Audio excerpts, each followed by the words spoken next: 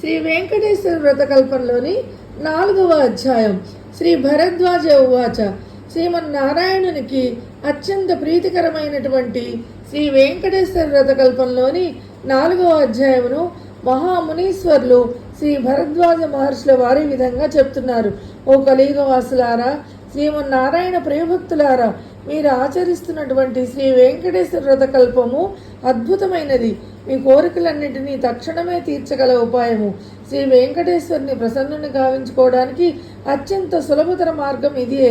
మీ అందరినీ అనుగ్రహించడానికి సాక్షాత్తు ఆ వైకుంఠవాసుడే కలియుగంలో తిరుమల కొండపై శ్రీనివాసునిగా వెలిశారు. ఎన్నో జన్మల పుణ్యఫలం చేత గాని తిరుమల కొండపై కాలు పెట్టడం సాధ్యం కాదు, స్వామి దర్శనం సాధ్యం కాదు. ఇదే విధంగా శ్రీ వెంకటేశ్వర వ్రతకల్పం ఆచరించే సంకల్పం కలుగుట కూడా ఎంతో పూర్వజన్మ పుణ్యఫలం వల్ల కానీ సాధ్యం కాదు. ఆచరిస్తున్న వారు, కథలు విన్నవారు, ప్రసాదం స్వీకరించిన వారు శ్రీవారి కృపకు పాత్రులై ఎంతో మహాభాగ్యం పొందుతారు. పూర్వకాలమున నగరి అనే గ్రామంలో ధనగుప్తుడనే వ్యాపారి ఉండేవాడు. అతడు మహాలోభి, అంటే పిసినారి. ఎంత ఐశ్వర్యాలు సంపాదించినా కూడా అతని లోభితనకు అంతు లేకుండెను. ఐశ్వర్యం అంతా తన గొప్పే అని అనుకుంటూ విర్రవీగుతూ ఉండేవాడు. ఎంతటి వాళ్ళైనా ఈ అహంకారమే కదా అధపాతాళానికి తోసివేసేది. ధనగుప్తుని భార్య కాంతిమతి మాత్రం ఎంతో భక్తి శ్రద్ధలు కలిగి ఉండేది. వారికి 3 పుత్రికలు. చివరి పుత్రికైన కుమారికి దైవభక్తి ఎక్కువగా ఉండేది.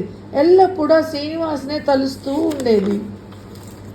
తండ్రికి తెలియకుండా వీలున్నప్పుడల్లా శ్రీ వెంకటేశ్వర స్వామి వారి ఆలయానికి వెళ్ళి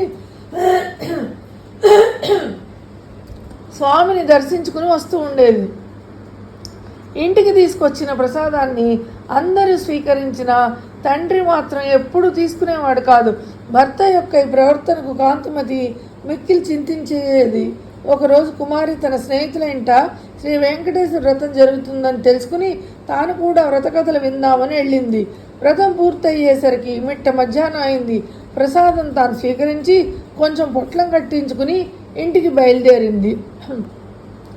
మార్గ మధ్యాహ్నానికి వచ్చేసరికి ఎండ బాగా ఎక్కువగా ఉండటం వల్ల ఎక్కడైనా కొంచెం దాహం తీర్చుకుందాం అనిపించి ఆ పక్క వీధిలోనే తన తండ్రి దుకాణం ఉంది కదా అని గుర్తొచ్చి ఆ దుకాణానికి వెళ్ళి ఆ వ్రతం గురించి తండ్రికి చెప్పకుండా నీళ్ళు అడిగి తాగింది.